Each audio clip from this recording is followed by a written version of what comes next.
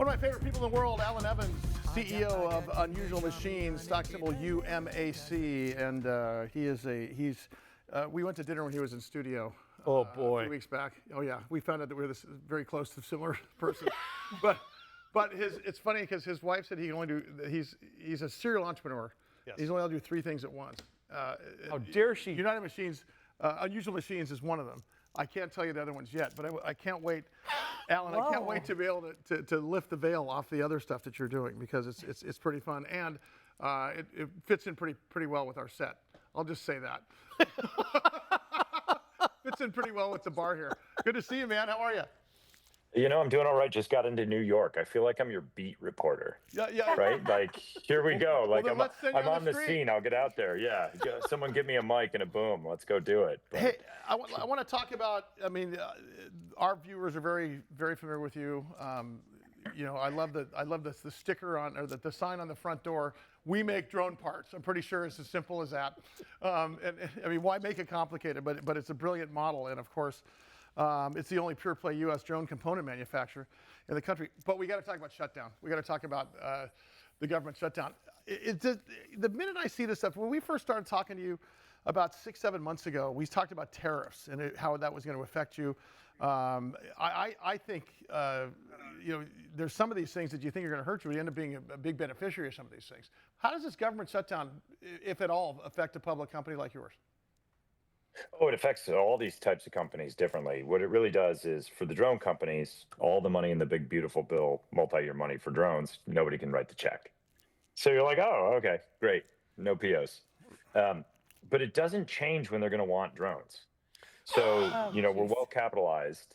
So we just are still investing money in the supply chain. I think we have like 20 new people starting to build drone motors in a week or two, right? We just keep going forward. So what it does for a company like ours is it adds some uncertainty, makes it real kind of wobbly out there. But because we're in a position to have the money and not wait on the PO, we get to get further ahead, right? So, if you're a small company and you need the order, you got to wait.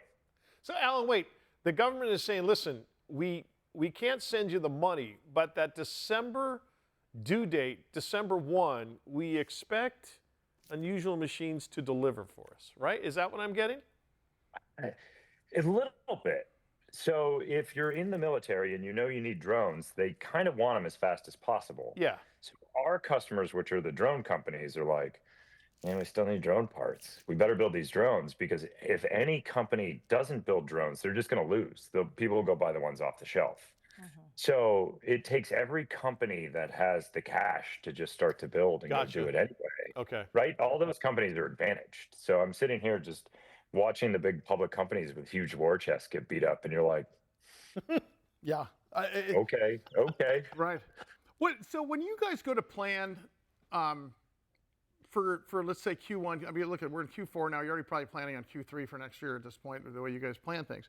Is this kind of hitch in the giddy up that happens? It happens every year anyway. Is this something you guys, government or outside forces? Because look, if you don't think we're in a global economy, look no further than what happens when we get a bad news story, how it affects the stock market, right? And look at how this government shutdown is affecting foreign markets. Do you plan for stuff like this for next year? Yes and no. Like, when we feel like we're at a good valuation, we put a bunch of cash in the bank. Yeah. Right. And so we've done that. Otherwise, right now, at least, we're not in a mature market, right? It's not stable. So it's kind of go as fast as we can grow for the next year. So for us, the external market dynamics, they're really noisy and really uncertain. But, if we build 100,000 motors or 200,000 motors, we're going to sell all the motors. We're building into a void still. So I think our need to pay attention to it and really do forecasting and steady state planning, it's not really going to be a problem for a company like ours or anybody in the drone segment, really, for another couple of years till we get to kind of that steady state of a mature industry.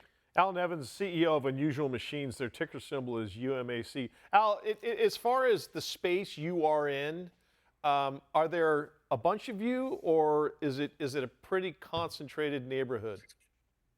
So there are a bunch of drone companies, and they're all doing really cool stuff, trying to come out. There are not a bunch of boring value parts companies. But that's good news, right? though. It's no great doubt. news for us, but it's like really hard. I mean, imagine you're building Tesla and somebody's building Rivian, and that's like all the drone companies. Right. We're Goodyear, right? Like how it's tough to get people fired up about that. To be like, look at that sweet car. Don't you love those tires? Hey, I got a question. We haven't talked about this in a while. Is T-Motors still banned? Yeah, they're still on the sanction list. And Yeah. has that, was there any, I mean, well, they had 70% of the global drone motor market. Has that affected you guys in a positive way or negative way, or is it been a non? Oh yeah, no, like we're scaling as fast as we can. We have a ton of people asking for it and for what we have. And the other thing is the Chinese companies, T-Motor being one of them, did this really good job making exactly what you want. We don't do that. We make 3 different motors. And early on, people are like, yeah, but tell us when you make this other part. And now they're like, can we sample one of the 3 you make? We think we can make it work. So the ban is sort of allowing us, is driving a lot of interest in people adopting to what we have because, we're the only ones really scaling with anything right now. So that's been a real positive. And it's super cool to like walk around Orlando where we've gone from like 20 employees to 40 employees Yeah. to keep adding employees and realize we're building jobs and we're bringing jobs back out of China. So Well- that part's cool too. Well, look at you guys have a pristine cap table. You got a low cash burn rate. You got a couple years worth of cash in the bank. But what's really interesting here is I can't let you out without talking about the military contracts you guys talked about this month. I mean, come on. I mean, if you think in terms of you had a $12.8 million defense order from Strategic Logic in September. In October, I mean, what the hell? I mean, it's time to take a vacation, pal. I mean, No, I got it. Like the team's great. So that's the thing is we built an entire team. Like they even got purple hats. I didn't have to ask, right? So like our salespeople are awesome. They're doing their job, right? Like I just got to sit here and look pretty now. And so in that way, it's really going well. We're seeing a huge demand. We even recently got parts orders from the 101st, so one of the Army divisions, because they're interested in trying to build some drones inside the Army to understand them better. So yeah, we're getting orders from a bunch of different groups. I think 4 or 5 very significant customers. Red Cat with their Fang drone. We announced, I think, a near $1 million order there, another 1.6 from an undisclosed customer. So we are really starting to show that diversity of the customer base, which you want as a parts vendor.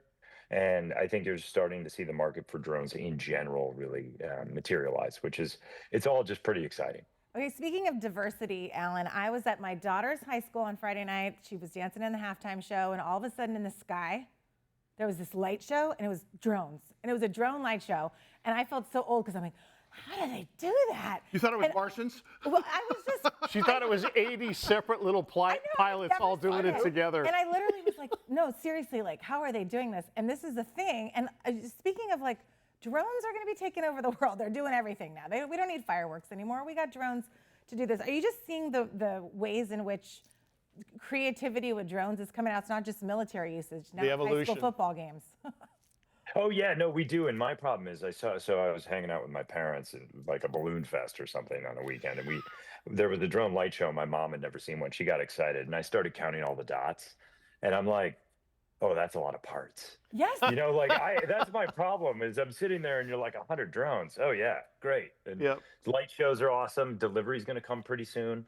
I'm still super excited for that burrito catch. Yeah, I'm Like, waiting for the Absolutely. burrito catch. Yes, I'm waiting for that. Buddy, I appreciate it. I can't wait to see you back on the West Coast here at some point, pal. But his name's Allan Evans. Allan And of course- Evans, CEO, Unusual Machines. The ticket symbol is UMAC. Oh my God, the burrito burrito delivery. drop. That'll be Burrito it. drop. I want Exactly that. right. That's Christmas. All right, keep it right here. Much more to come with the Big Biz Show. Do not go anywhere.